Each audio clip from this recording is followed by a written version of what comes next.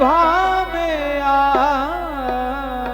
गया महाबली दश शीश।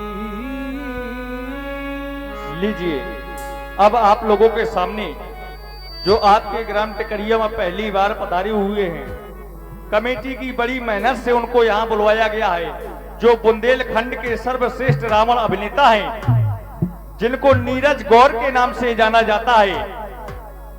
लीजिए, मंच के माध्यम से उनका दरबार आप लोगों के समक्ष।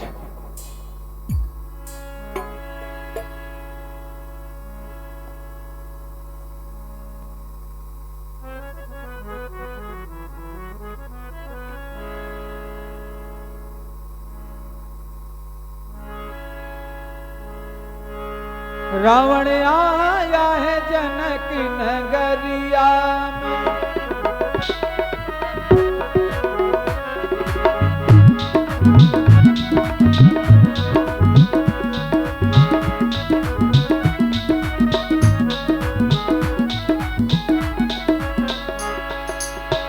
आज सभा में आ गया महाबली दश शीश। हेलो थोड़ा इसको डालो।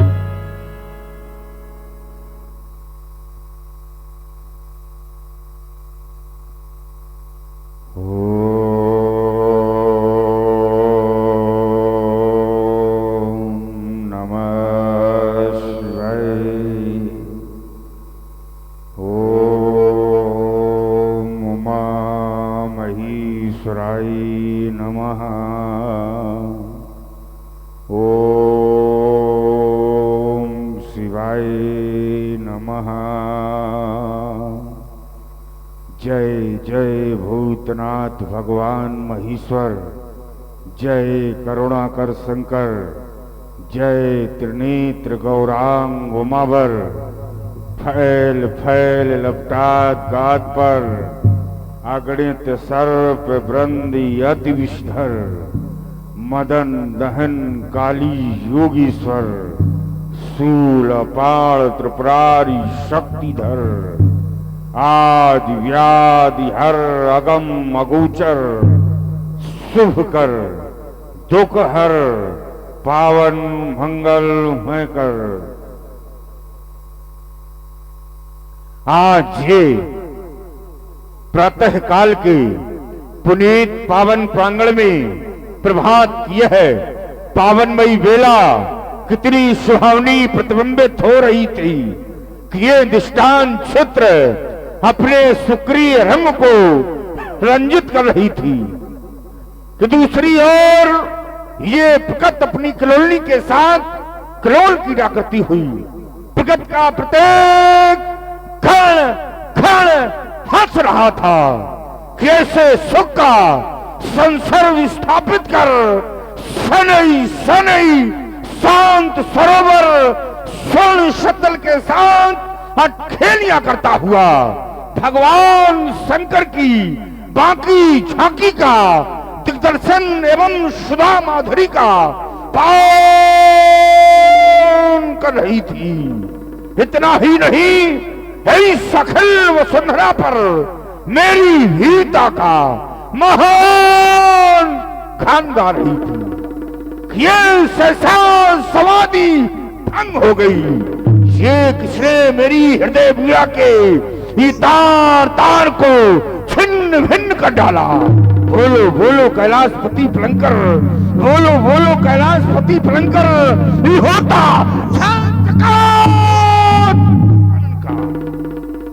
आहो धैर्यधारी, शीघ्र धैर्य धरो। ये उलझा हुआ प्रश्न, ये उलझा हुआ प्रश्न शीघ्र तो सुलझाओ तुम। ये होता शांता शांता। ये विघ्न व्याधियां बना के, ये विघ्न व्याधियां बना के, ये व्याधियां क्यों ये खेलती। रास्ता तो दिखाओ नाथ, तुम्हारे सिवा कौन है मेरा दीनानाथ।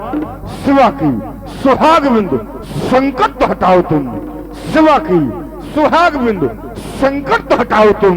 किंतु ये क्या ये क्या, ये मानस हुआ जा रहा, ये हुस्तान रखते हैं। ये युद्ध की चुनौती कौन दे रहा? ये पर्यायी बंदीजन भड़क उठे, ये पर्यायी बंदीजन भड़क उठे।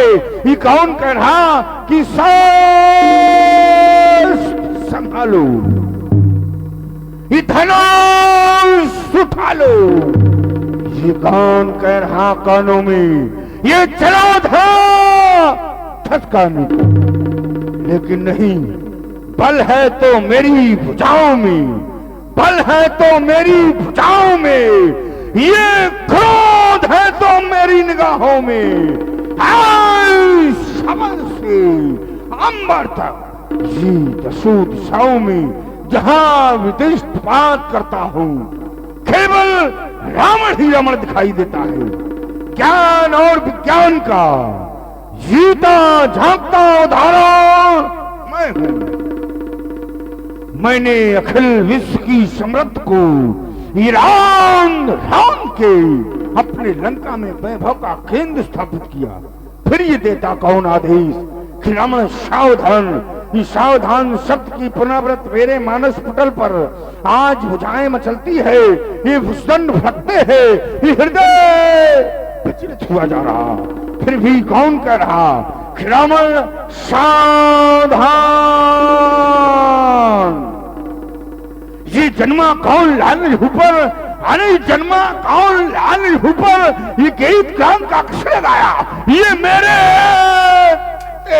सखल भुवन पर एक शरत बात बचाया। ये क्यों चकित होते चच हमारे, ये क्यों चकित होते चच हमारे, ये मानस में बिछाया। ये किसने सैन सजाई सीमा पर, ये किसने सैन सजाई सीमा पर, ये पजवाई और घेरी, ये अवनी डगमा ठोल रही। क्या शेषण कर फेरी, क्या शेषण कर फेरी मेरी इस पावन सीमा पर, मेरी इस पावन सीमा पर ये खेल कूद का नर्तन कैसा। ये रट रही अग्निशाएं, ये धुधु करती दसों दिशाएं, ये प्रलय काल का दृश्य बनता। ऊपर नीचे दाएं बाएं कौन मथुरा सागर को, ये कौन पी रहा उसका पहला। अरे वो खालकूट पीने वाले पलंकर, अरे वो खालकूट पीने वाले पलंकर अब कैलाश हो। ये तेरी काशी का, ये तेरी काशी का बन गया आश्चर्य पातक महेश। तू ध्यान मग्न हो रहा उधर, तू ध्यान मग्न हो रहा उधर। ये सारा स्वदेश बियान अब अपना विश्वास छोड़। अरे वो खालकूट पीने वाले पलंकर अब कैलाश हो। ये मैं स्वयं स्वरों में हो भरूं। अरे करो भोले कर दो शक्ति विधान, भोले तुम केवल मेरे साथ रहो, मैं सबको पाठ पढ़ा दूंगा। अरे भगवान कहने वाले को इस भूतल पर ज्ञान छा दूंगा। भगवान शंकर आप तो हमें हमेशा सद्ज्ञान दिया करते थे, सदुपदेश दिया करते थे, सद शिक्षा दिया करते थे, लेकिन आज रावण का मन विचलित क्यों? ज्ञात कराओ भगवान शंकर कि आज ये प्रकृति में परिवर्तन कैसा है। ओम नमः शिवाय, ओम सत्शेखराय नमः, ओम कपाली नमः। ज्ञात हो गया मिथिला में रखा जन्मा जगो आज अंतिम दर्शनांत को पुकार रहा। किंतु ये क्या मैं देख रहा हूँ कि इस धराधाम पर उस मायापथ का आगमन, ये दुष्का आगमन तो केवल मेरे कारण, ये तो मेरे कारण, तो फिर उसके लिए मेरी घोषणा है। घोषणा क्या कि भगाया क्षीर सागर से, ये अवश्य ही भगाऊंगा। ये बनी जानकी दुल्हन तो फिर लंका में बुलाऊंगा। अरे जिसने ताका को मारा, अरे जिसने ताका को मारा, रावण से बैर बढ़ाया।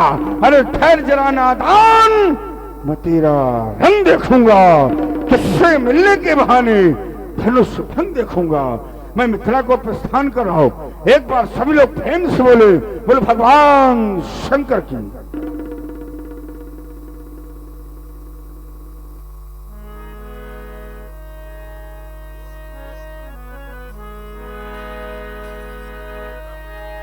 रावण बाणासुर दहया,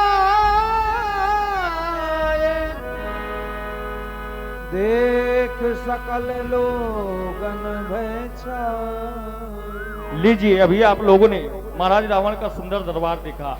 अब यहाँ से हमारे क्षेत्र के सर्वश्रेष्ठ बाणासुर अभिनेता आदरणीय श्री राम बाबू सिंह जी जो ग्राम धौल से हैं, अब आप उनका सुंदर दरबार देखेंगे।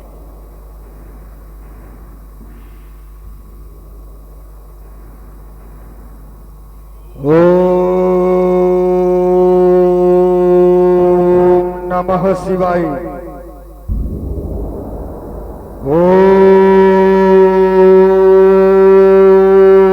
नमः शिवाय। ओम नमः शिवाय। ओम त्र्यंबकं यजामहे सुगंधिं पुष्टिवर्धनम् उर्वारुकमिव बन्धनात् मृत्योर्मोक्षीयमामृतः। जय जय जय शिव शंकर, जय जय जय अखिलेश्वर, जय जय जय भूतेश्वर,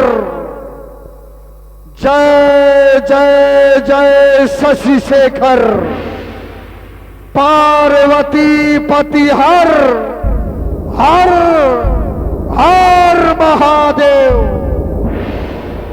हे भूत भावन भगवान शंकर, आज आपका यह दास आपके चरणों में अपना ध्यान समर्पित कर रहा था, लेकिन अचानक आपकी समाधि से ये ध्यान विलग होने का कारण क्या है शिवाकांत? ये मेरे कर्णकुहरों में सावधान सावधान सावधान शब्द की प्रवृत्ति करने वाला कौन? आज ये मेरा मन मानस उस मृत्यु लोक की ओर खिंचा चला जा रहा है शिवाकांत, जिसे मेरे पिता बलि ने दान में दे दिया था। तो क्या उस पावन वसुंधरा में फिर किसी पापी पाखंडी का अत्याचार, दुराचार या पापाचार आज अपनी चरम सीमा पर है शिवाकांत? यदि ऐसा नहीं तो क्या ये मेरी प्यासी खड़क फिर किसी पापी पाखंडी के रक्त को चाटने के लिए ललायत हो रही है? ये बार बार मेरा मनमानस उस मृत्यु लोक की ओर क्यों खिंचा चला जा रहा है शिवाकांत? ये कौन कर रहा त्रहास? अत्रहास की ध्वनि हमारे कर्णकुहरों में सुनाई दे रही है।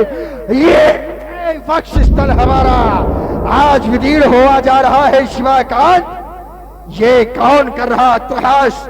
किसने छोड़ी जीने की आस? ये कौन कर रहा अत्रहास? या आदि शक्ति ने शक्ति छोड़ी, या फिर ये वाहन उनका गुर्राया, या फिर शिव ने नेत्र तीसरा खोला, या पड़ गया प्रभंजन का मंद प्रकाश। ये कौन कर रहा त्रहास? ये कौन कर रहा त्रहास? हे भोलेनाथ, हे भोलेनाथ, विदित कराओ ये तूफान उठी आंधी, ये पत्ते के समडोल उठी क्यों? ये मेरी अचल समाधि, ये समाधि भंग होने का कारण क्या है? ये जागो शब्द की प्रवृत्ति करने वाला कौन? आज देख रहा हूं तो ये दसों दिशाओं के दिग्गज, कच्छप, महिपाल सभी, यहां तक कि वो वायुमंडल में निवास करने वाले देवता भी अपने स्थान को छोड़कर ये अत्यंत भ्रमण कर रहे हैं। कारण क्या है शिवाकांत? ये दसों दिशाओं में ये उठने वाला भूचाल आज मेरे हृदय में अशांति पैदा कर रहा है शिवाकांत। बस विचार कर रहा हूं, क्या हमें कोई युद्ध के लिए ललकार रहा है? कदाप नहीं। युद्ध के लिए ललकार ना होता तो आज हमारे महल पर लगी हुई वह श्वेत ध्वजा अचानक ही झुक जाती शिवाकांत। आपका दिया हुआ वह ध्वज आज भी गर्वीली आन बान शान से ये हमारे महल पर फहरा रहा है। फिर कारण क्या है? कारण ज्ञात करावे शिवाकांत। आज हृदय में बड़ी अशांति हो रही है, हृदय में बड़ी अशांति हो रही है शिवाकांत। कारण ज्ञात करावे। ओम नमः शिवाय, ओम नमः शिवाय। कारण बड़ा ही दिव्य है, क्रोध करना ही व्यर्थ था। वो जन्मी जाकर दिव्य धारा में पावन परम पुनीता, हर्षित होकर नपति जनक ने रचो स्वयंवर सीता। राजा जनक ने अपनी पुत्री सीता का स्वयंवर रखा है और स्वयंवर में देश देशांतर के राजा महिपाल आए हैं। क्यों नहीं? राजा जनक एक ज्ञानी राजा है और उस भगवान शंकर के पावन आयुध के माध्यम से राजा जनक उस परमात्मा की खोज करना चाहता है। दिव्य कार्य है,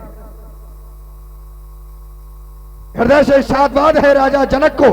लेकिन ये कौन, ये कौन, ये आकाश मंडल से जाने वाला कौन? पुष्पक विमान?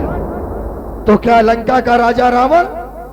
अवश्य, क्योंकि राजा जनक ने सीता स्वयंवर को एक नाम यज्ञ का भी दिया है और जहां पर यज्ञ होता है वहां पर निशाचर पहुंचते हैं, मुनियों को दुख प्रदान करते हैं, मुनियों को सताते हैं। ये तो स्वभाव से ही दुष्ट है। तो क्या मिथिला जाएगा?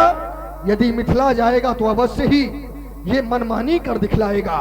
मैं खूब जानता हूं इसको।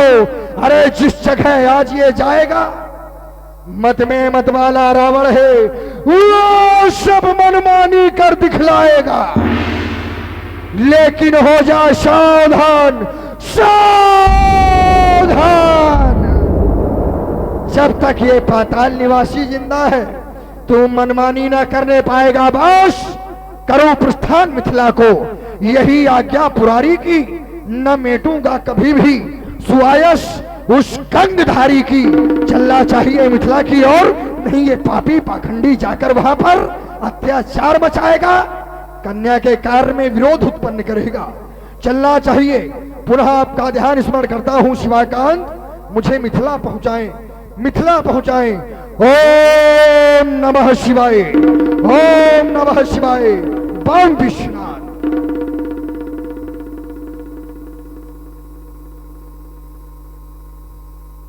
मिथिला पहुंचा। बड़ी ही सुंदर समाज है राजा जनक की। ओ भगवान शंकर का पावन पिनाक। सर्वप्रथम आप बलिपुत्र बाणेश का प्रणाम स्वीकार करें। साथ ही साथ आए हुए देश देशांतर के राजा महिपाल। राजा जनक की बड़ी ही सुंदर समाज है और समाज में जो भी राजा आया है वो सहयोग की भावना को लेकर बैठे। सीता स्वयंवर में सहयोग करे, धर्म का कार्य है, धर्म के कार्य में सहयोग करना चाहिए, विरोध नहीं। तो सभी लोग ऐसे शुभ पावन पुनीत कार्य में सहयोग की भावना को लेकर बैठे, विरोध करने की चेष्टा ना करें, अन्यथा बाणासुर आ गया है। सावधान, सावधान।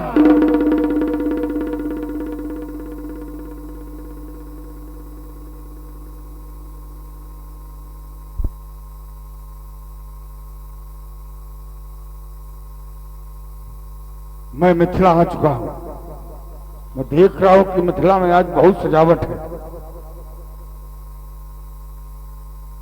और यह भी ज्ञात है कि राजा जनक की घोषणा क्या है।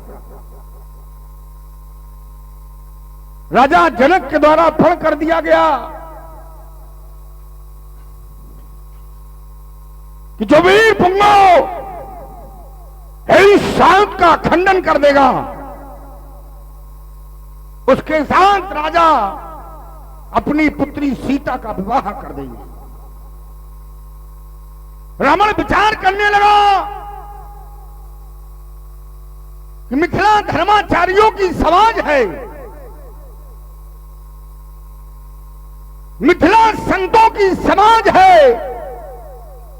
मिथिला मानवतावादियों की समाज है। पुरनर नार सुमट सुसंता धर्मशील ज्ञानी गुणवंता। फिर आज राजा जनक के द्वारा, मात्र राजा जनक के द्वारा घोषणा कर दी गई कि जो इस धनुष का खंडन कर देगा उसके साथ वो अपनी पुत्री का विवाह कर देंगे। विचार करने का विषय ये कि एक संत की अस्थियों से निर्मित शस्त्र जिसके द्वारा समाज का कल्याण किया गया, समाज की रक्षा की गई, जब एक समय इस संसार में हाहाकार मचा हुआ था, त्राहि त्राहि मची हुई थी, तब एक संत ने अपनी अस्थियों को दान में दे दिया, शस्त्रों का निर्माण हो गया, समाज का कल्याण हो गया। और राजा जनक मात्र अपनी पुत्री के विवाह के लिए उसे आज राज समाज के अंतर्गत समाप्त करवा रहा है। तो फिर ये कैसे संत, फिर ये कैसे धर्माचारी, कैसे मानवतावादी, जिनकी रक्षा की गई उन्हीं के सामने उसे समाप्त किया जा रहा है, कोई विरोध तक कर नहीं रहा। तो फिर ये रावण क्या मान ले इन मिथिलावासियों को? यदि मिथिलावासी हमारे पक्ष में हो जाए तो फिर रावण राजा जनक के प्रण का विरोध नहीं करता है, और यदि ऐसा वो नहीं करते हैं तो फिर रावण राजा जनक के प्रण का विरोध करता है। यदि हमारी घोषणा का कोई विरोध करना चाहता है तो वो सामने आए।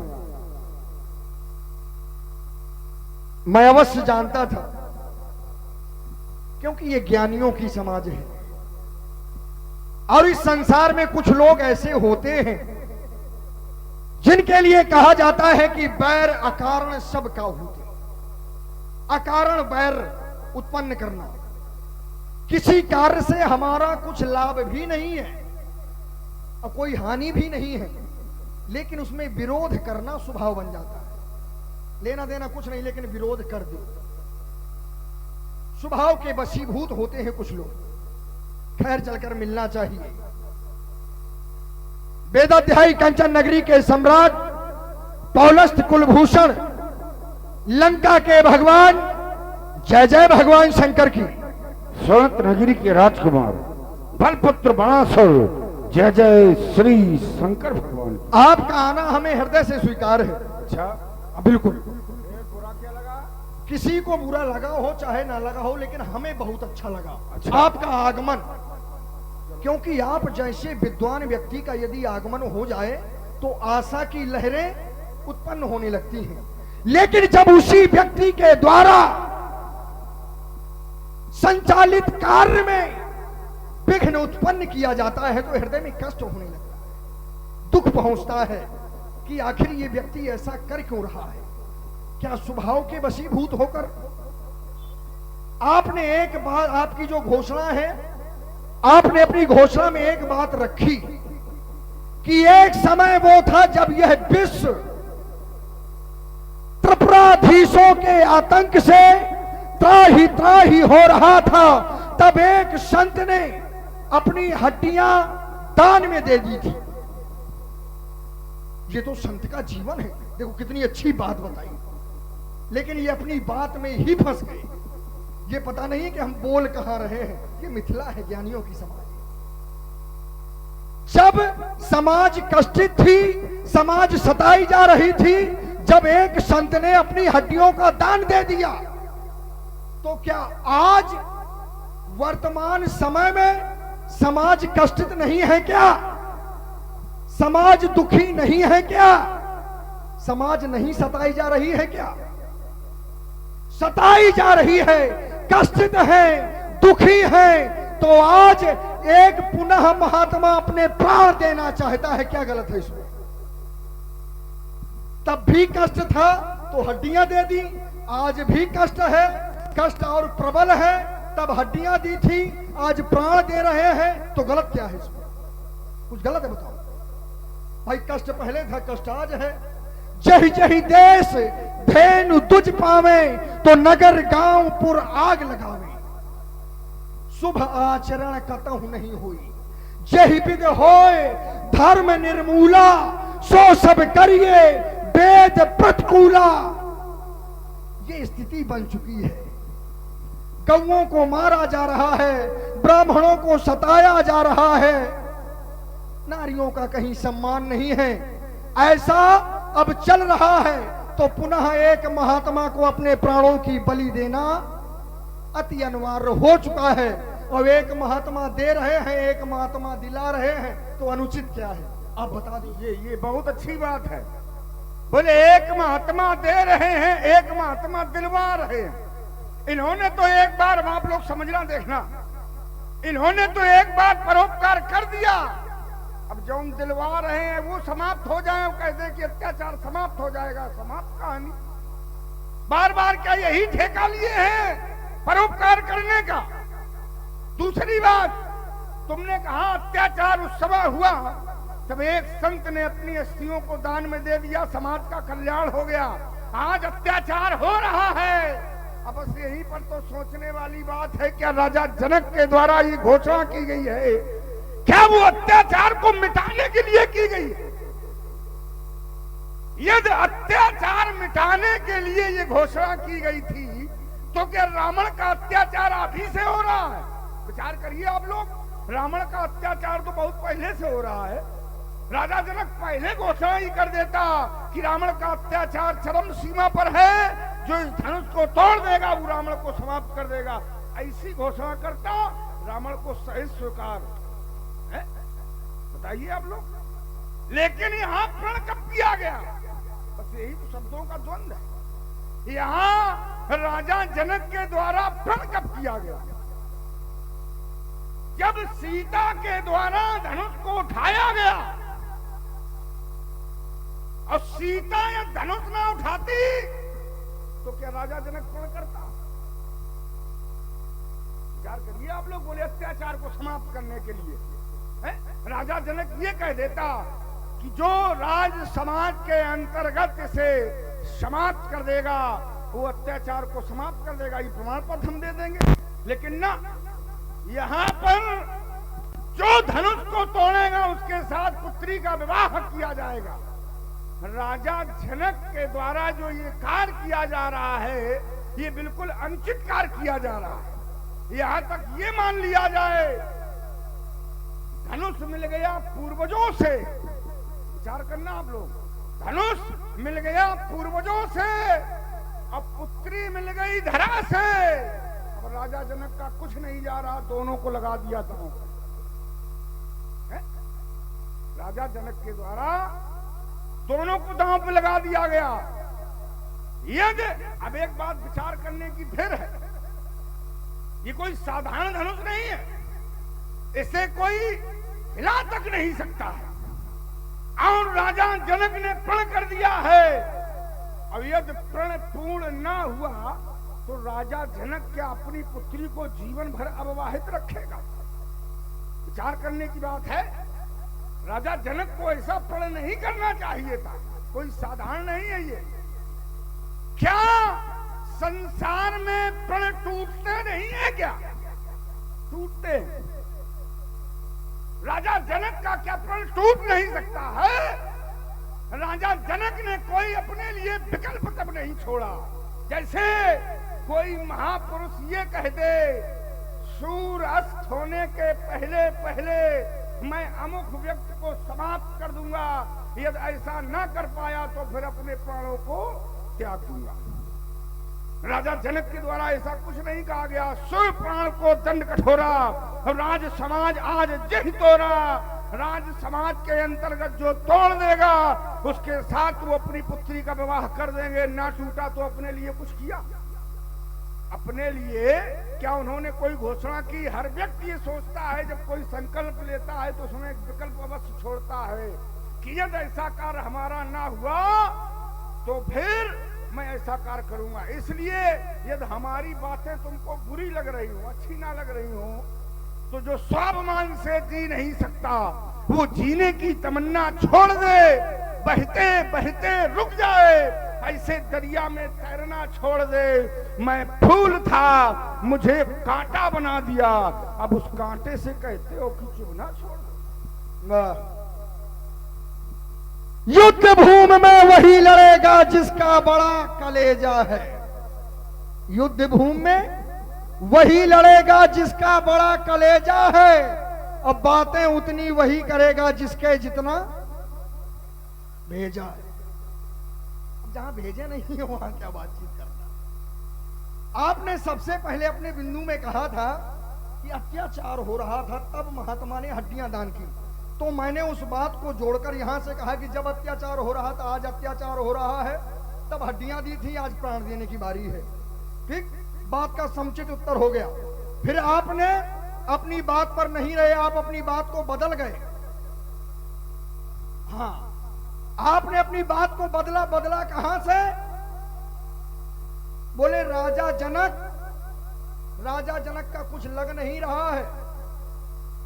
सीता मिली और धनुष मिल गया, दोनों को दांव पे लगा दिया।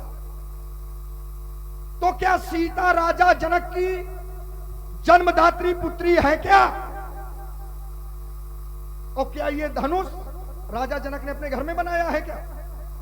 सीता भी अलौकिक कन्या है और यह धनुष भी अलौकिक है।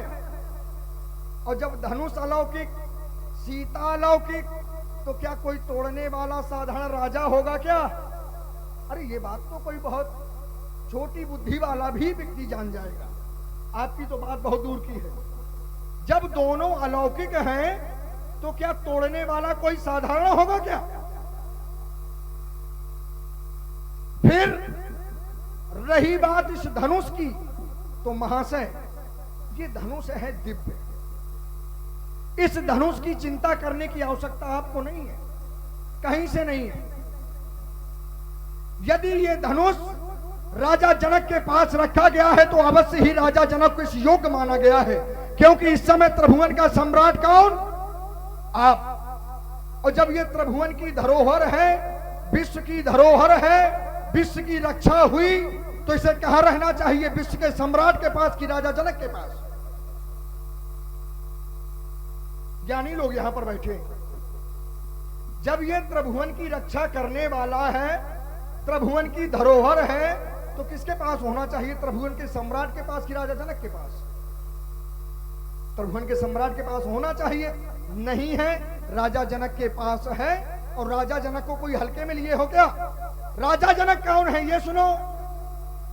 जा सुज्ञान रवि भाव निशिनासा। राजा जनक इस संसार में प्रचंड ज्ञान को रखने वाला है, ब्रह्म ज्ञान को जानने वाला है। और यदि हम अपनी चर्चा में यह कह दें कि राजा जनक धनुष तोड़ने वाले को जानता है, तो भी अति नहीं है, क्योंकि वो ज्ञानी है। और जो नहीं जानते वो आपकी तरह हड़बड़ाते घूम रहे इधर उधर। देखिए, बहुत अच्छी वार्तालाप की, हम साथ बात देते हैं, लेकिन जहां हमारा बिंदु चल रहा था वहां पर प्रकाश डालने का प्रयास करते तो और आनंद आ जाता। हमने ये कहा था कि क्या राजा जनक ने घोषणा अत्याचार को समाप्त करने के लिए की?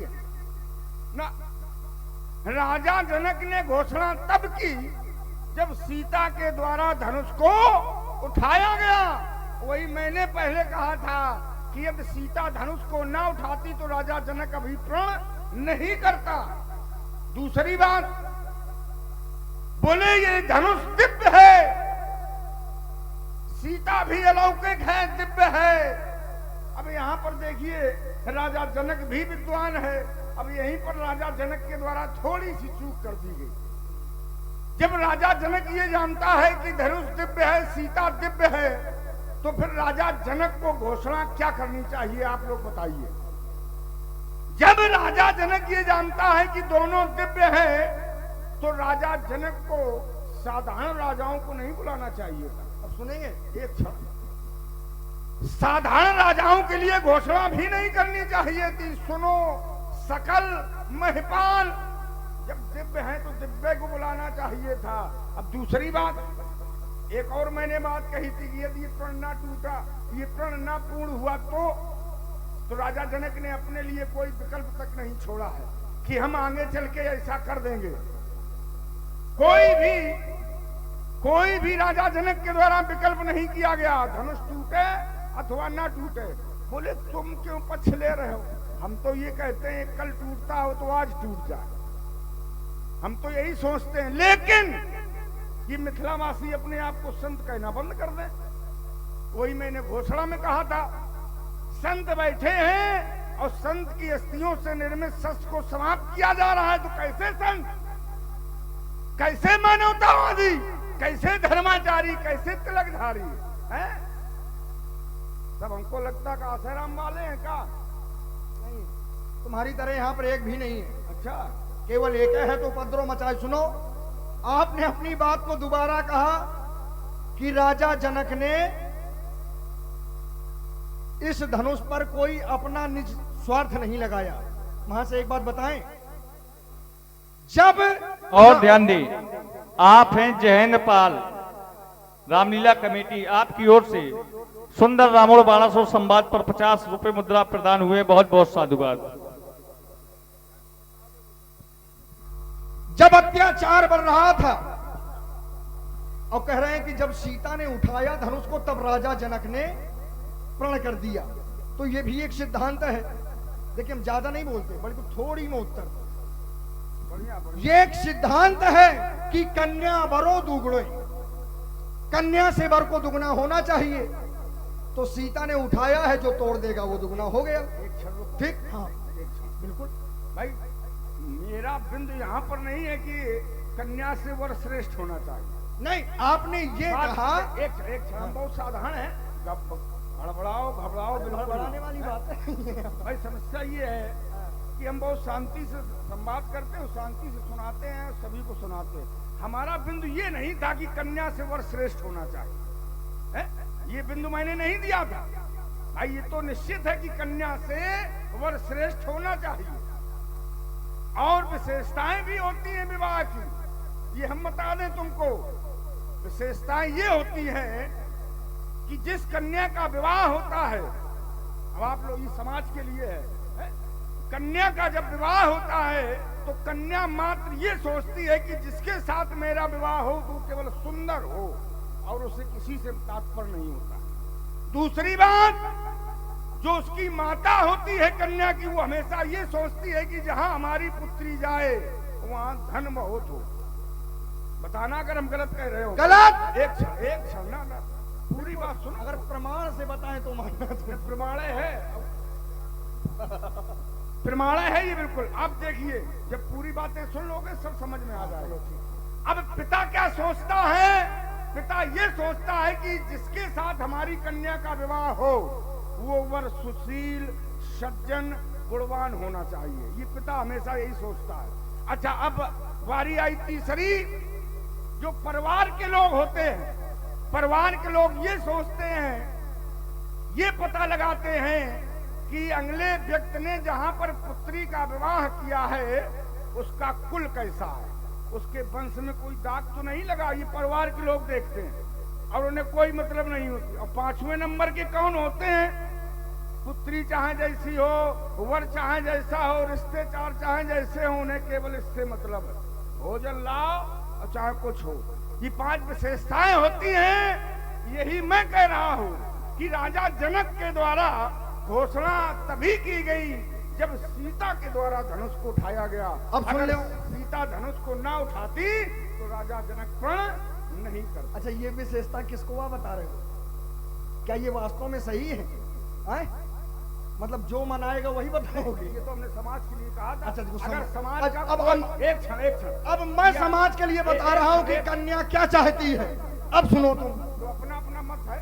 नहीं, अपना अपना मत नहीं, बिल्कुल चोट पे चोट। अच्छा, समाज का कोई व्यक्ति हाथ उठा के ये कह दे कि मैंने ये 5 विशेषताएं अगर गलत बताई, नहीं, ये आपने अपनी बुद्धि के अनुसार सही बताई हैं, लेकिन ये शास्त्र क्या कहता है इसको तो भी तो देखो।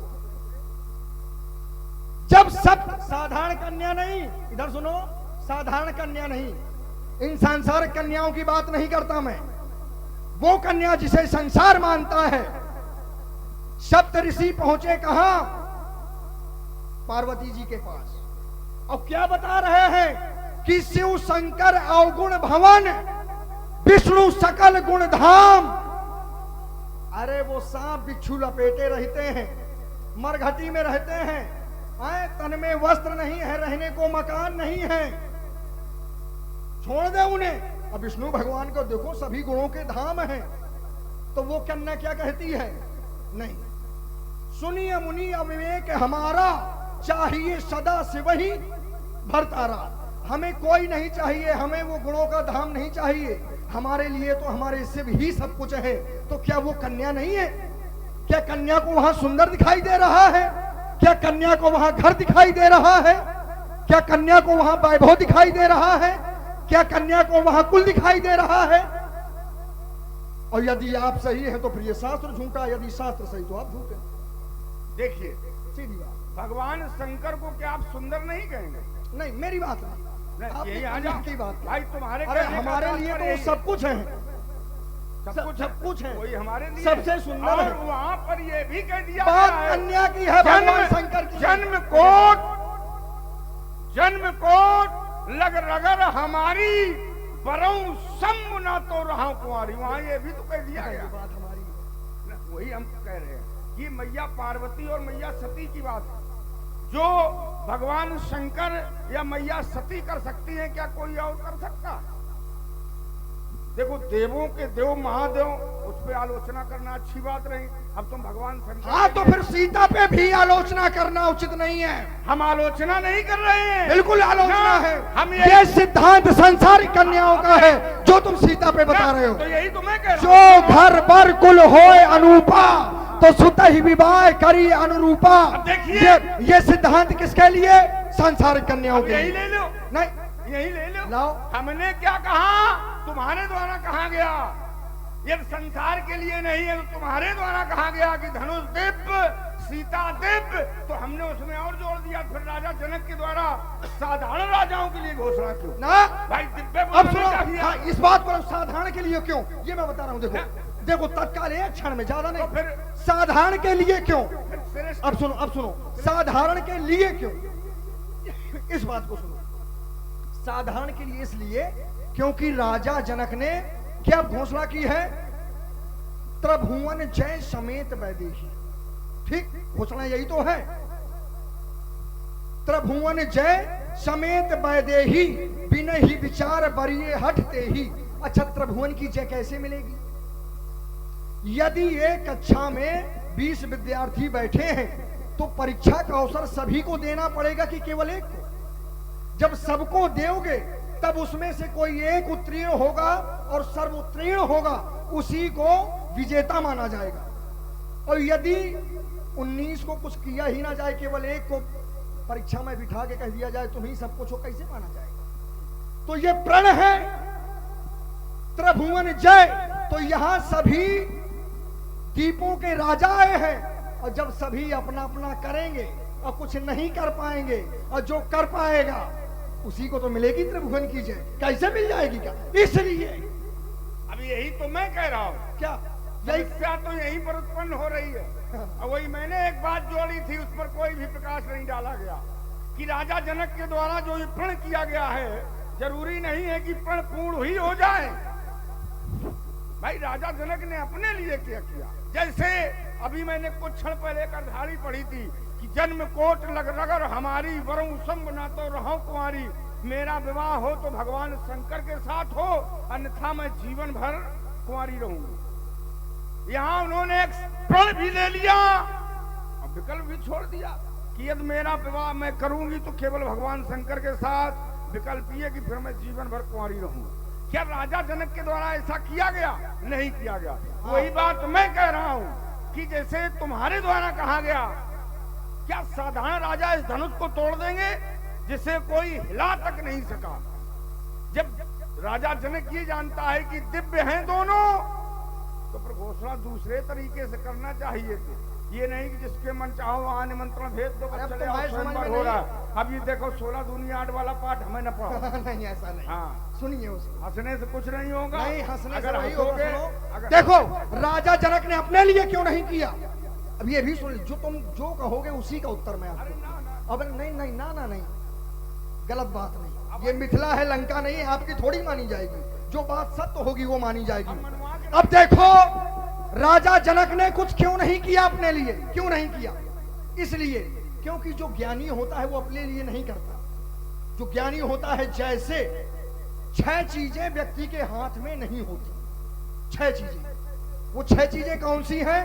हान, लाभ, जीवन, मरण, यश, अपयश किसके हाथ में? बोले विधि हाथ। और जब राजा जनक ज्ञानी है, ये जानता है कि ना हान से हमारा कुछ लेना देना है, ना लाभ से कुछ लेना देना है, ना जीवन से कुछ लेना देना, कुछ कर भी नहीं सकते, चाहे के नहीं कर सकते, तो उस विषय में प्रण के बीच में उस बात को लाना ही क्यों है? देखिए मैं बता रहा हूँ, ये हकीकत है कि नहीं है? और जो अज्ञानी होते हैं बस इसी मोह माया में फंस जाते हैं। अज्ञानी वाली बात है नहीं, बिल्कुल। बात केवल यही पर है। कहा तुमने राजा जनक को विद्वान मान लिया, बिल्कुल। ज्ञानी मान लिया, मान लिया। चलो अच्छी बात। हाँ। क्या मैया सती या मैया पार्वती हाँ। कुछ है ही नहीं? अरे सब कुछ है। तो फिर जब मैया पार्वती विकल्प छोड़ सकती हैं, तो क्या राजा जनक मैया पार्वती से बड़ा है? हाँ, दूसरी बात, माता पार्वती विकल्प छोड़ सकती है क्योंकि वो सर्व समर्थवान है। राजा सर्व समर्थवान नहीं है। क्या पार्वती जी की क्षमता आप राजा जनक से करेंगे क्या? या शंकर जी की गणना आप राजा जनक से करेंगे? ऐसा बताएंगे आप? यही तो मैं कह रहा हूँ भाई, क्षमता भी तो अब यही देखिए। केवल समझने का फेर है, समझने का फेर भाई, ये जो है। परमात्मा करना, करे। एक बात सुन, मैं तुलना नहीं कर रहा हूँ, मैं ये कह रहा हूँ यदि शिक्षक है कोई, और शिक्षक जब कोई अच्छे कार्य करेगा तभी तो विद्यार्थी करेगा, या माता या पिता जब अच्छे कार्य करेंगे तो पुत्र या उसकी संतान जो है वो भी अच्छे कार्य करेगा। मैया पार्वती को क्या मानते हो? मैया सती को क्या मानते हो? पूरा संसार माता मानता है। जब वो ऐसा कर सकती हैं तो क्या राजा जनक नहीं कर सकता है? अब दूसरी बात, प्रण भी टूट जाता है, उन्हीं के परिवार से बात चलेगी। जैसे गणेश जी ने प्रण किया कि मैं जीवन भर विवाह नहीं करूंगा, मैं विवाह नहीं करूंगा, प्रण ले लिया और उनका प्रण टूट गया, उनका प्रण टूट गया। एक नहीं 2 विवाह हो गए। तो क्या राजा जनक का प्रण नहीं टूट सकता है? जाने कहां से जोड़ देते हो। अरे जाने कहां से नहीं, देखिए, जाने कहां से आ जाते हो। अब आप परेशान ना होइए भाई, जहां का सूत्र है वहीं लगाया जा सकता है। यदि आप किसी देवता की क्षमता माता पार्वती या भगवान शंकर या भगवान गणेश से करते, अच्छा नहीं देखो, नहीं दिया है। अरे इधर सुनो, अब इसको तुम्हारी समझ में चाहे जितना अच्छा हो, हमारे लिए वो 2 पैसे का नहीं है, बेकार है भाई। हाँ सुनो, क्योंकि यदि हम मनुष्य हैं तो मनुष्य की क्षमता मनुष्य से की जाएगी कि देवता से की जाएगी? क्षमता बराबरी वाले में होती है। आप गणेश जी की बात राजा जनक से करेंगे, इन सांसारिक कन्याओं की बात सीता से करेंगे, इन साधारण धनुष की बात इस धनुष से करेंगे तो बात बनेगी नहीं। अच्छा, क्षमता बताओ तो बराबरी वाली। एक बात और बता दें। हाँ, सर्वप्रथम में मैंने बराबरी वाले का ही उदाहरण दिया था। किसका? अब वहां तक ना पहुंचोती तुम्हारी भूल है। मैंने क्या कहा था? कोई महापुरुष ये कह दे कि सूर्य अस्त होने के पहले पहले मैं अमुक व्यक्ति को समाप्त कर दूंगा, और ऐसा न कर पाया तो फिर अपने प्राणों को त्याग दूंगा। अब ये तुम्हारी पहुंच वहां तक ना अब पहुंचे, सुनो, तो उसमें ऐसा हमारा- कौन व्यक्ति कहता है? कौन व्यक्ति कहता है? जो स्वार्थी होता है वो कहता है। क्या राजा जनक स्वार्थी है क्या? ना, क्या ना? अभी वहां पहुंचे नहीं, बात वो पहुंचे। नहीं है। यदि हम कहें कि हम किसी को मार देंगे तो क्यों मार देंगे? विरोधवश, या किसी भयवश, या किसी लालचवश, और चौथा कोई कारण नहीं हो सकता। और हो तो तुम बता देना। ये केवल 3 कारण ही हो गए, या तो भय, या तो लोभ है, या फिर कोई लालच। और क्या राजा जनक के पास इन तीनों में से कोई एक है क्या? एक भी नहीं है। तो राजा जनक क्यों ऐसा करे? क्यों ऐसा करे? राजा जनक जानता है, जब वो जानता है कि 6 चीजें हमारे हाथ में नहीं है तो हम काहे पे मतलब फड़फड़ाएं भाई? अलौकिक कन्या, अलौकिक धनुष, उसने देखा कि सीता ने धनुष को बाएं कर से उठा लिया, राजा जनक ने प्रण कर दिया। राजा जनक ये भी और फिर जानता है, सुनो, हाँ? राजा जनक को बता भी दिया गया क्या? फिर उसमें मर्यादा भंग हो जाएगी। नहीं नहीं नहीं तो फिर होगी। राजा जनक जब जानता है तो फिर ये आडंबर रचने की उसे आवश्यकता क्या? उसे यहाँ तक ये बता दिया हाँ। गया है कि अब तुम्हारी पुत्री का विवाह इनके साथ हो जाएगा। हाँ। हैं? अब मैं खोल के नहीं नहीं, अब मैं बता रहा हूँ केवल अरे तुम ना समझने वाले अगर हो, हम जानते हैं कि तुम समझदार हो, वहां तक पहुंच जाओगे। अब मैं बता- जब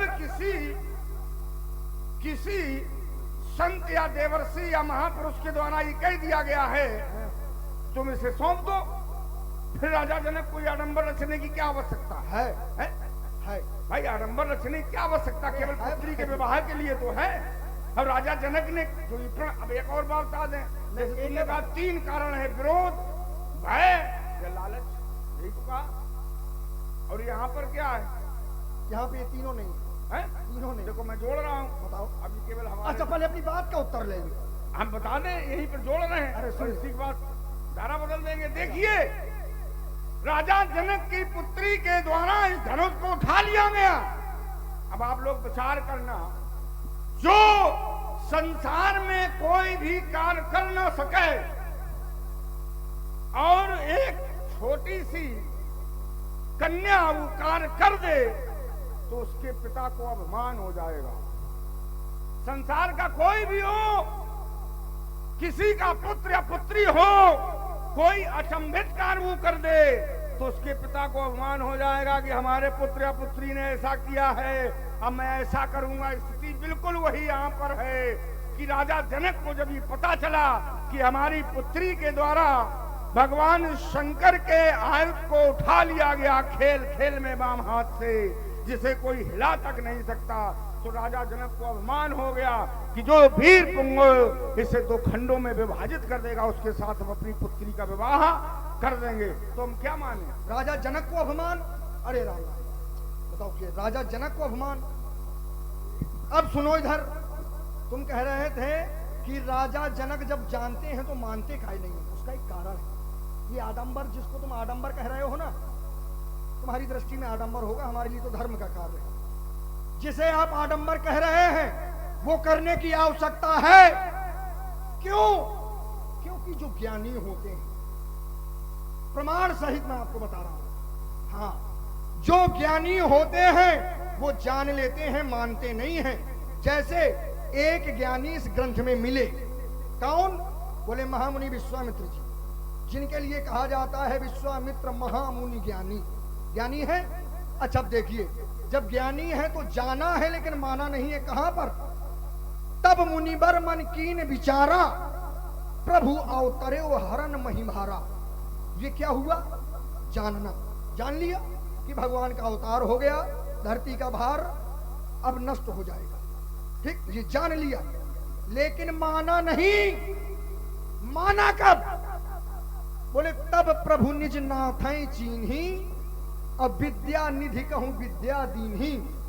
ठीक, जब उन्होंने कुछ किया, क्या किया? बोले एक ही बाण प्राण हर लीना दीन जान प्रभु। ठीक, जाना कब था? अपने आश्रम में ले आए, साथ में रखे रहे, स्वीकार नहीं किया। जानते थे लेकिन स्वीकार नहीं किया। और जब ऐसा कृत्य कर दिया गया तो सब कुछ मान लिया। विद्या निधि कहूं विद्या दीन्ही, तो ये ज्ञानियों का क्रम है, आप थोड़ी समझ पाएंगे। तो ये आडंबर करने की आवश्यकता है कि नहीं? अच्छा बताओ, है? ये कर्म क्षेत्र है भाई, कहां चक्कर में पड़े हो?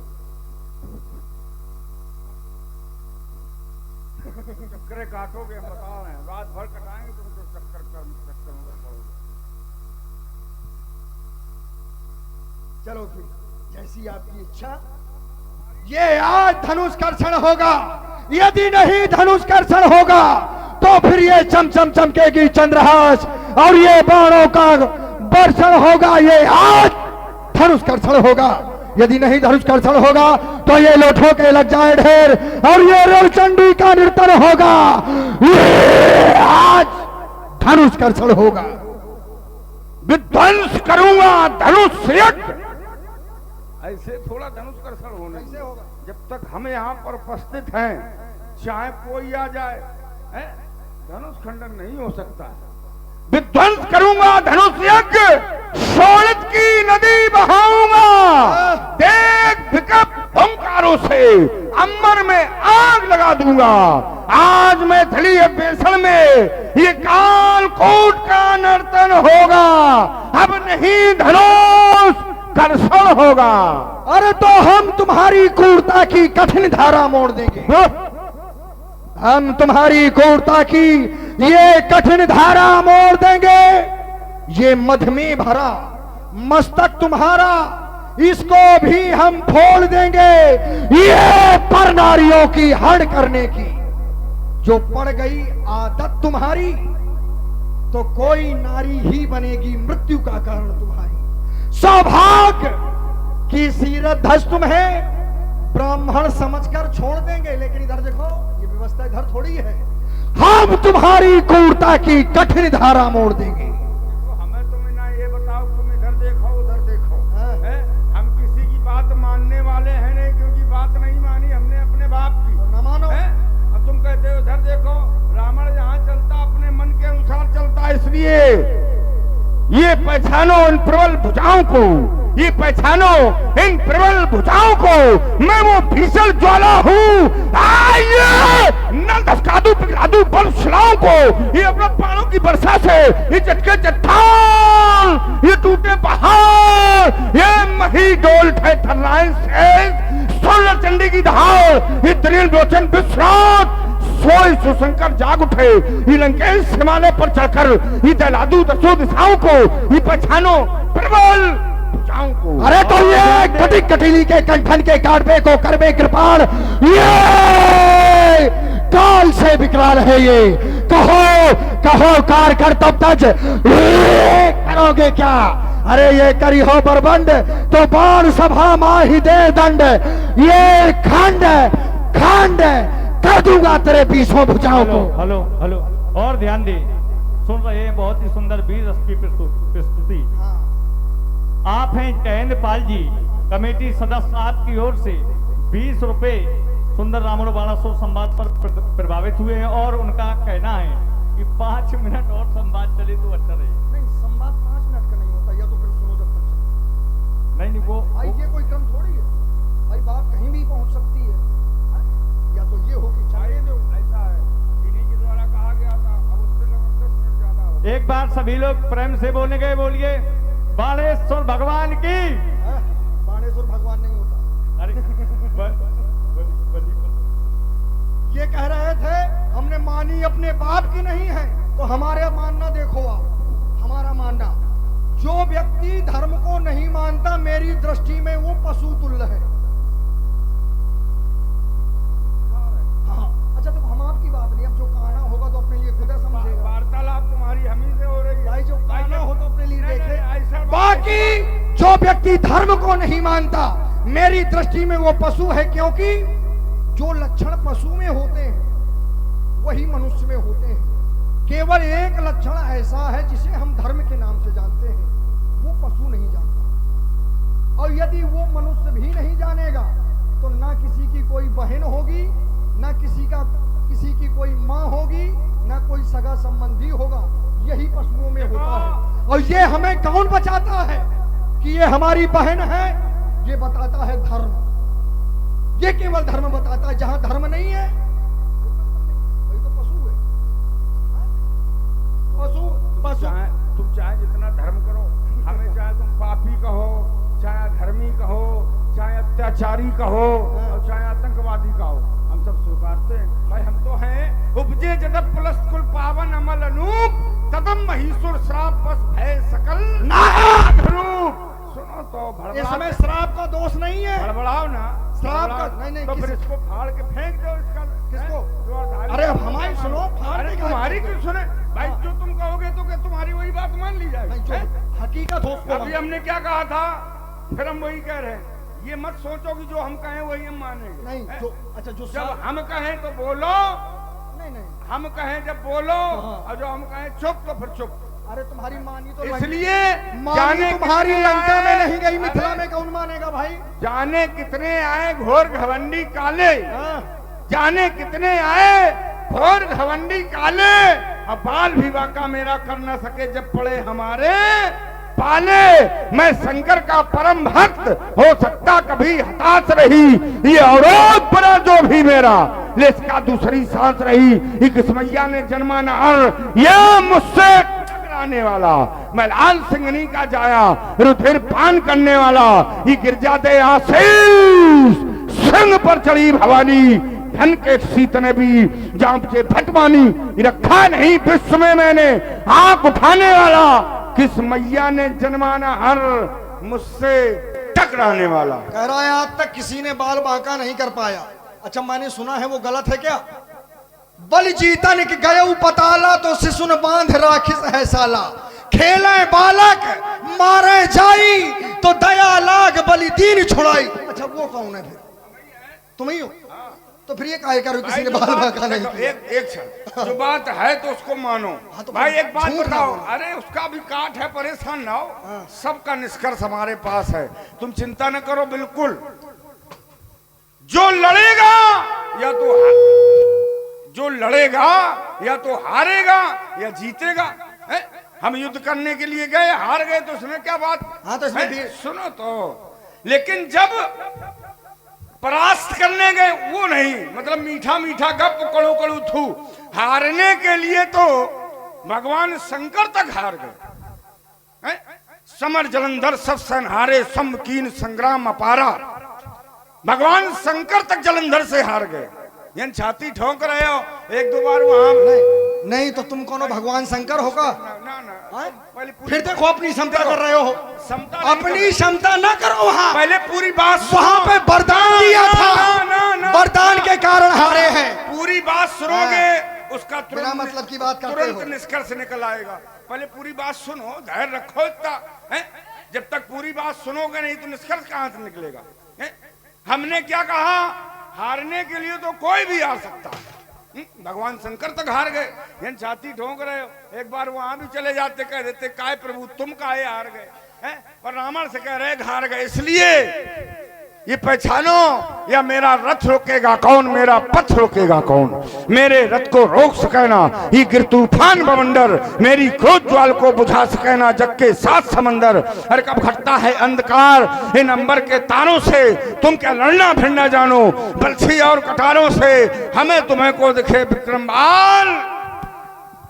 तो ये काढ़त कृपाण दामनी को दम्बु दूर होत, ये सुन के हुंकार ये पल सब लहू के छूट जाते हैं, ये धावत मृग देख मारतहु ले जाते हैं। ये कौन वीर गिर पर ग्रीस गिरजापति बताते हैं। हाँ तो बस एक बार सभी लोग बड़ी प्रेम के साथ भगवान शंकर के नाम की जय घोष करें। बोलिए श्री शंकर भगवान की। अब इससे कोई ना डरना, ये कुछ नहीं करेंगे, बेमतलब है। हम हाथ उठवाएंगे, तुम परेशान न हो, तुम्हारे बदले हम उठवा दें। मैं किसे यहाँ पर आया था? बाणासुर की वार्तालाप में अपना समय नष्ट कर दिया। मैं यहाँ पर आया था तड़का का मानने वाला भी नहा ऋषि मिथिला की ओर आया है, सुबाहु को जलाने वाला भी मिथिला की ओर आया है, मारीच को समुद्र पार फेंकने वाला मिथिला की ओर आया। यहाँ पर दिखाई नहीं पड़ा, यहाँ के सेवक को उस तक हमारी सूचना पहुंचा देना, उसका और हमारा मिलन सीधे रणभूमि में होगा। तो एक बार सभी लोग प्रेम से बोलो भगवान शंकर की।